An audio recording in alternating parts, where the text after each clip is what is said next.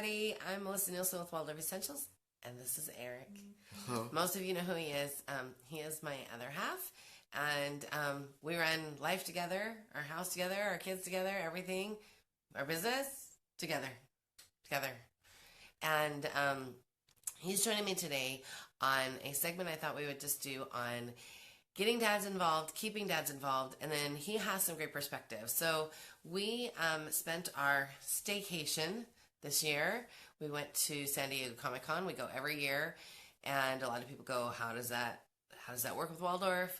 Read some of our posts about it. It does work with Waldorf. And I'm actually, the blog post this week is how you, from a mom's perspective, how do you worry about everything and get it all? If you want to be doing something like that with your partner, how do you, how do you get all of those balls in play? And Erik's going to have a blog piece on just some of the things that you went to, some of the literacy panels that you went to. So it's not just movies and comic books. There's actually some really cool stuff that's going on there. So and some of the things that we want to talk about today is first, we're going to talk about getting dad involved, and then Erik's going to talk about some of the panels that he went to where about age appropriateness of some things. So, yes. And he's got some interesting things to share, and so I'm hoping that if dad's not watching with you, that you will sit down and share this with dad.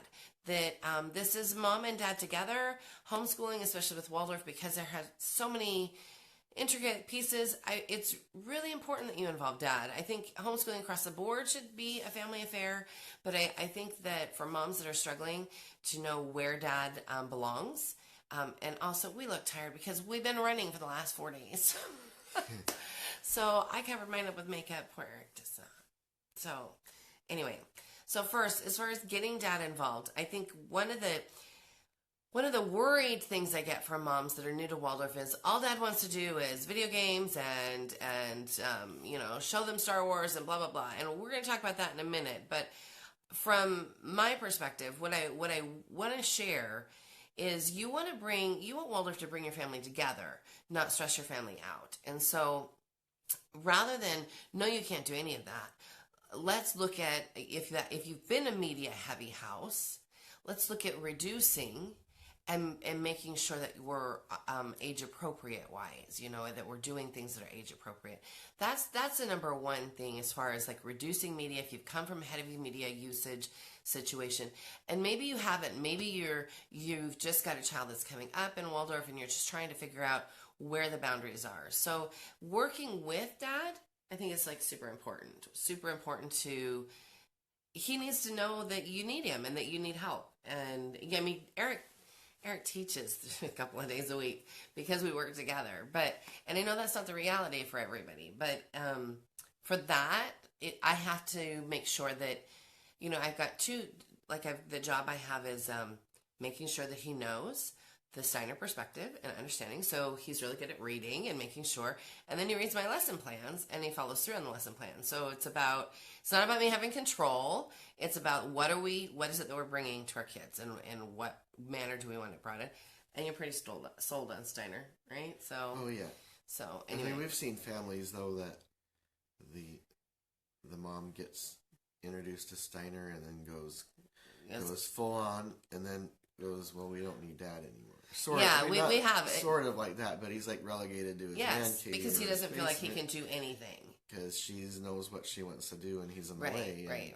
And I see that quite often. And I think it's important to note that when Erik and I have been married 12 years this week, actually last week, when we got together, I already knew he has a degree in film, has a degree in writing, or journalism, and he knew I was kind of crazy about not crazy, but okay, crazy.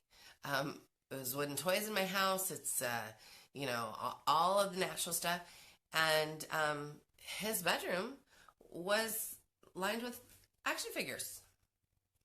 So it was very different when we were coming together. And so I had to go, you know what? I really love this man, and he's got a lot to contribute to me and to my children, my older children, because my older children were from my first marriage. And so I got to figure this out because I don't want to alienate him. And so for a lot of years, and still, the wooden toys and sometimes an action figure hung out together. In fact, when Super Sam was little, he was like 4 or 5 before I was writing the kindergarten stories as they were forming. Um, he thank you, Elizabeth. Um, when he was little, he had a little Hulk figure, remember? Mm-hmm. And Hulk used to live in the mushroom house with the gnomes, and he used to help them clean. And then, and because we were really low on media, I remember one time I walked past the scene that he had built, and there was like a block there, and they were all sitting around the block. I said, "What are they doing?" He goes, "They're watching TV. I'm not allowed to watch TV." I said, "What are they watching?" I don't know. I don't know what's on TV because you don't let me watch TV. He's so silly. He's just a silly boy. He's so little. But, really bringing dad in and going, okay, you have a lot to contribute. And so as they get older, I think it's super important. So one of the things that super helpful to me is math is not my favorite subject. I'll do it. Yeah, I wrote a math book, but it's not my favorite. It's totally not my favorite subject.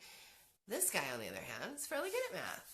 And so when all the kids got to 6th grade, I was like, hello, here you go. And he took the math over. There's also some science that Erik's really good at. Also, like I said, he has a journalism degree. He has a film degree and a great deal of like art history background.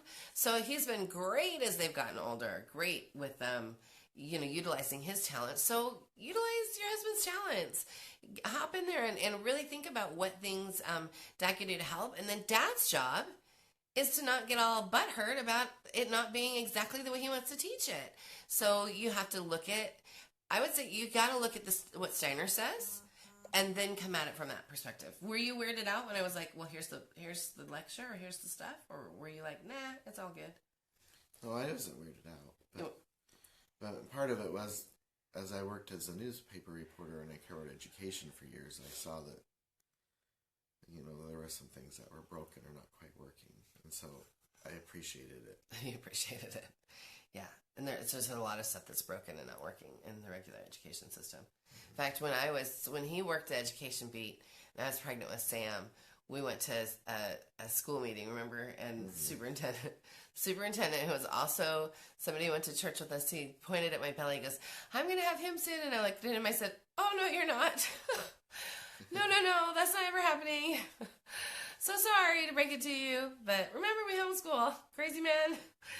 So, no, and I think that it's not broken everywhere, but it's across the board fairly broken as a general statement. I don't like generalizations, but so, one of the things that that was great was that you did have that perspective. You did see all of the things that I remember when you were when they were pushing kids in the state of Idaho, and it may have been Common Core stuff, where they were pushing kids to know what their career track was. And how old were they? Like 6th grade? Yeah. Sam was in 5th grade. I can't even imagine him going, I want to be an astronaut. And then, still sticking with that when he was an adult. I remember I questioned the lady from the State Board of Education. She started yelling. She got really mad at you. She got really angry at me. Yeah. And that wasn't because they were reducing recess, and they were reducing drama, and they were reducing all of these other things, and then forcing 6th graders to come up with a career path. And we were like, huh? Because I said, what if the kid's career path is to be Tony Hawk one day? And she's like, oh man, we both sound hoarse because we're fighting colds. No, I think that I think it's about being back to what we were talking about. Dad's got to be pliable, and so Erik was super pliable. So, Dad, if you're watching, what do you got to say? What would you say to dads that are watching? Read Steiner. Yes, research it. Have conversations that aren't from both sides, that aren't like looking down at each other or accusing each other, or being open and figuring out ways to accommodate everything. Yeah. And I think it's important to say too that because you can read Steiner and go, okay, well, how in the heck do I do that? And then, we have some resources, and then there's some great books out there that really help you translate a lot of what he says into some lessons.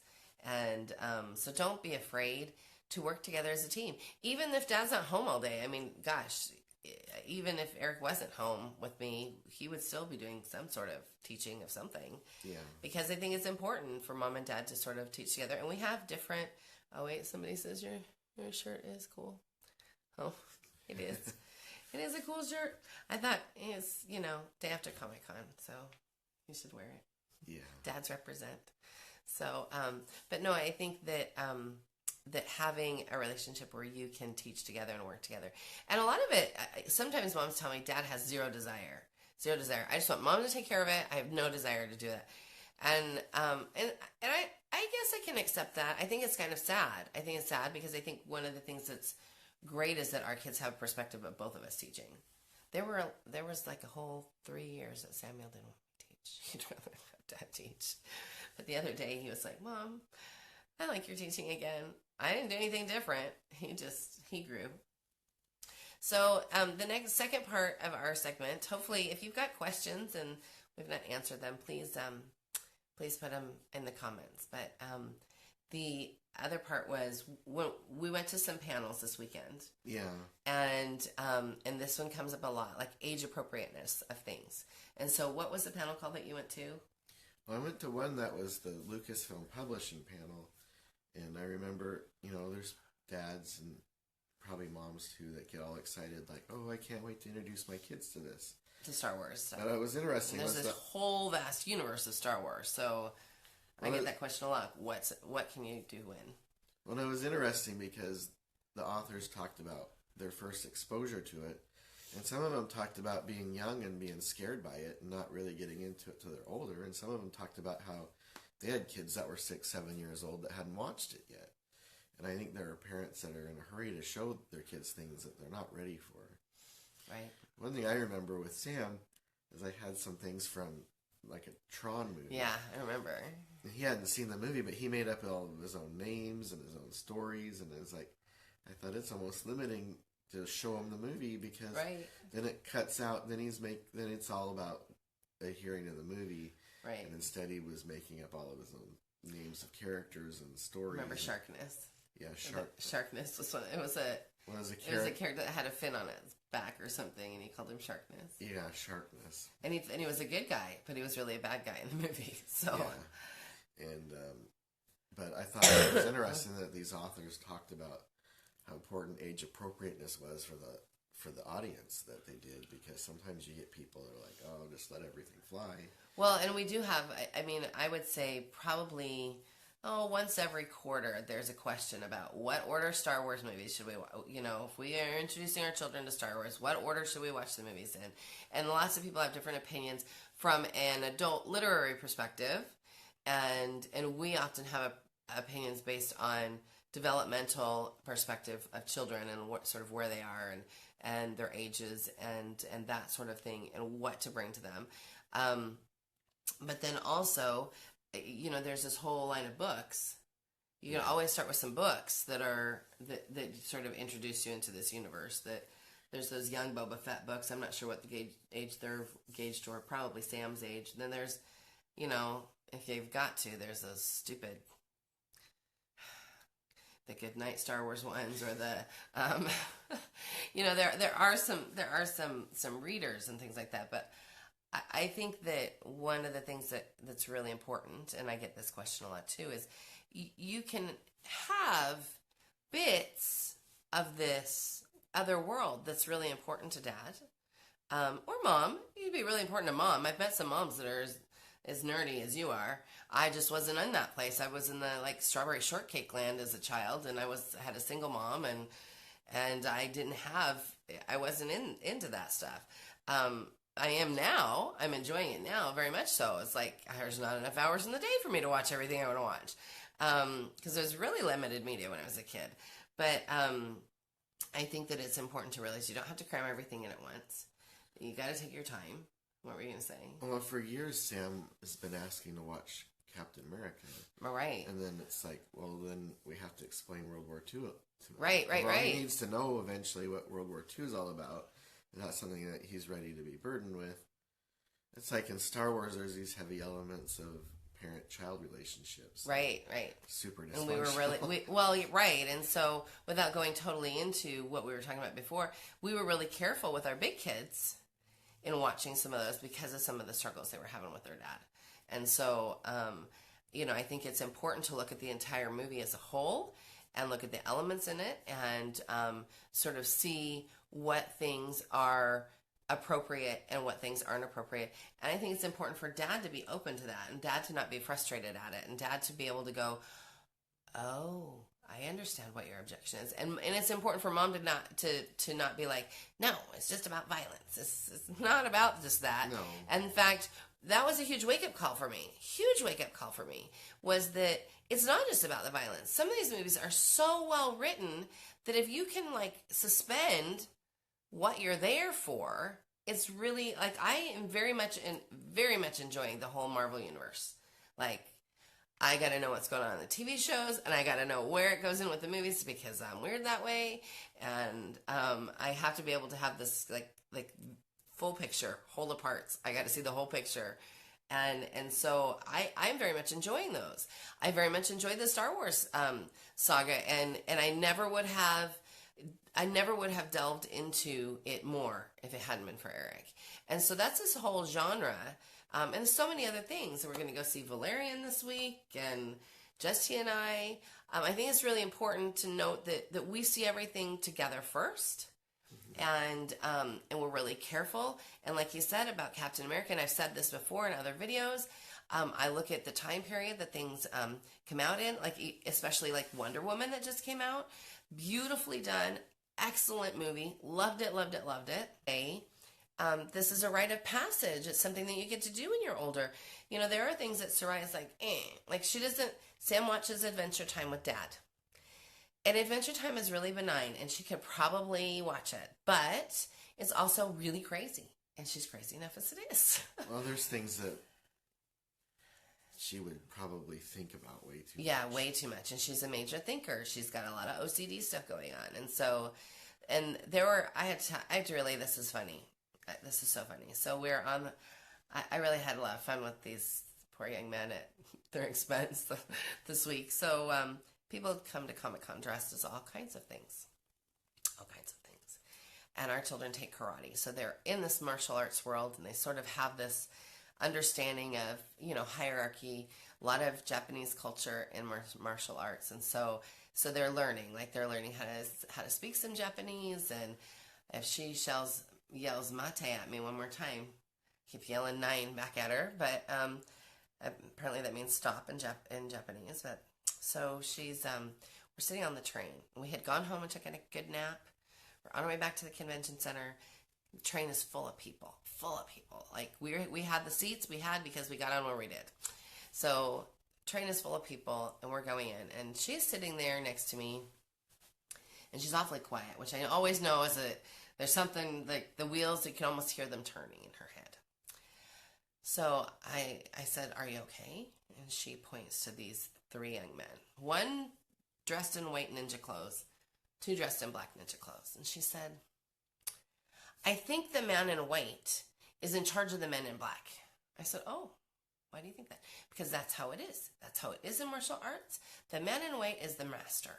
And these guys are not in charge." And then Sam says to me, "I bet they don't know any karate." And so we were just sort of having this conversation. And so she's going on. And so I finally said, let's ask them. Most people are really good natured. I figure if you're dressing up, you better be happy to take some questions. So I tug on the sleeve of one of the guys in black. And they have, full masks on. So I can't see if they're men, women, what color they are, nothing. I can't, there's something that's, even though I'm not into cosplay, there's something that's very interesting to me about this whole, when you approach somebody in a costume, you can't have any bias because you don't know what you're approaching. Yeah. So I tug on the guy's sleeve. I said, "She has a question for you." He turns around, and you could tell because you can see the eyes through the mask. You could tell his eyes were like, "What lady? Why are you bugging me?" And she said, "I think he's in charge," and she's pointing to their friend that's all dressed in white. And he goes, "Why do you think that?" She goes, "Because The guy in white is always the master, and the kid, one black ninja turns to the other black ninja, and they go, "Not in our dojo." And it was really funny because the guy in white was like, "Yeah, I'm in charge," and then Sam goes, "Do you guys really know karate?" And they were like, yeah." And they just turned around. It was really funny. I got this total vibe of, man, lady, I wish you'd just stop talking to us. It was just really funny because then the whole time Sarai's like, they don't know karate. I bet you get you an arm bar on them. And I was like, you're 6, and it was just really funny. It's funny to me because her brain does not stop working. And in her mind, she had sorted it out. She had already sorted it out. She knew the way it was. But it was from some video game. It could have been from Mortal Kombat or something like that. I don't know anything about. It was. Maybe. It just was kind of funny that she had it all laid out, and they were not having it. So you have to tell Sam not to explain too much. We do, because she is so inquisitive, and we have to be careful because he loves Adventure Time.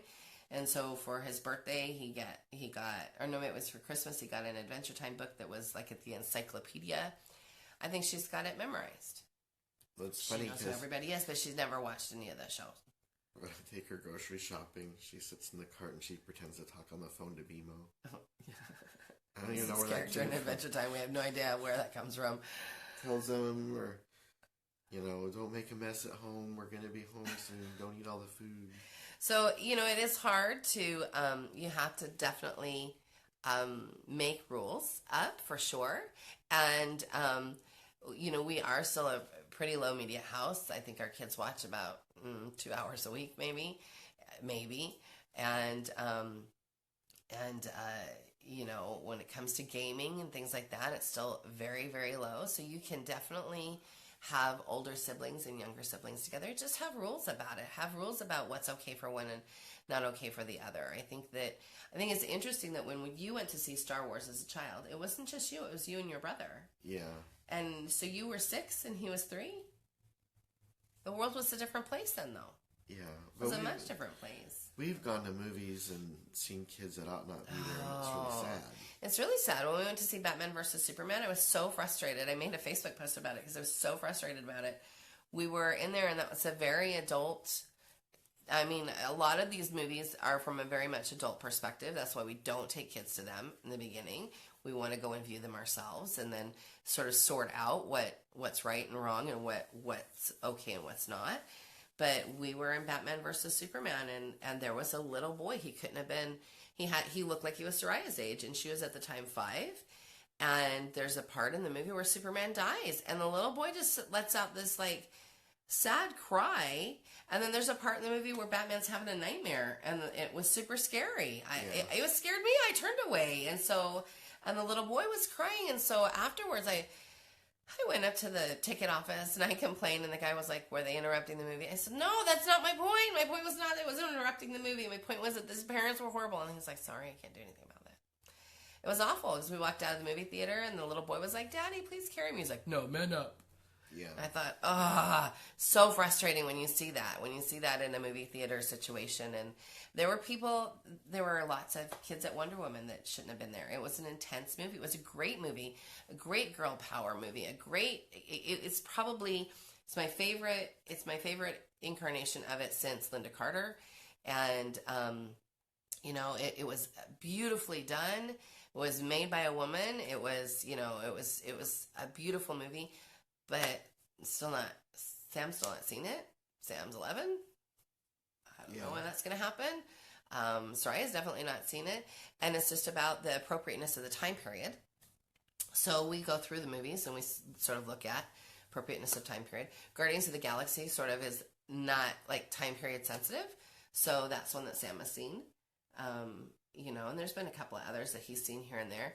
But yeah, he's got some friends that are like, dude, you haven't seen X, Y, and Z, and he's like, no, my parents won't let me see it. But and they're Waldorf friends. They're friends that that don't have the same media boundaries that we have. And so don't be afraid to say no, and don't be afraid to be to have reasons for it. And Dad, get on board, be on board together. It's so much more fun when you're on board together. And Mom, relax a little bit. Go with Dad. Say, I want to go see these movies with you, and then look at the storyline. One of the fun things that we do on the way home usually is talk about the temperaments in the movies. that's just like my weirdness about like who's what temperament, and yeah. So anyway, you have any more to share from there was another panel that you went to that was science comics, and you were going to do a blog post about it. Because there is a particular way that Steiner recommended to do some science things, but... Yeah, and there was a few panels I went to at the library, because the big library downtown is near the convention center. And they had a lot of panels for librarians and teachers and things, and so I went to a couple of those and was introduced to some things that I think kids would like to read, but there was also one where they talked about comics to help explain some concepts that are a bit difficult to explain. I like some science concepts. Yeah. So there's I got a pile of stuff to go through. He does. He's got a lot to go through, and he'll report on it when it's like a major information dump. It was. We're still processing for sure. Hoping it was helpful. I guess my biggest thing is mom and dad work on this together. Be in it together. I think that there's no... I homeschooled before without dad at my side with my first husband. He didn't want to have anything. Wanted hands off. He wanted me to do it all. And this is so much more fun. So much more fun. The two of us doing it together. So much more, because the conversations we have are conversations about what is it that we're doing? What is it that we want? And I mean, not all of our conversations. A lot of our conversations have anything to do with kids, but I really appreciate that. I appreciate that we have things that we can talk about, and that you're interested in it, and that you want to help. And I know a lot of people might say, well, he has all this time because he works from home. I promise we don't have time. Man, our butts are kicked all the time. Look at him, he's so tired still because I work him so hard. No, but it's because he was even interested before when he worked as a newspaper reporter. And so it's just about going, wait a minute, this is a hard job, and I want to help her out. And we want to be on the same page together. And I think it's super important. So anyway, I hope you all have a wonderful week.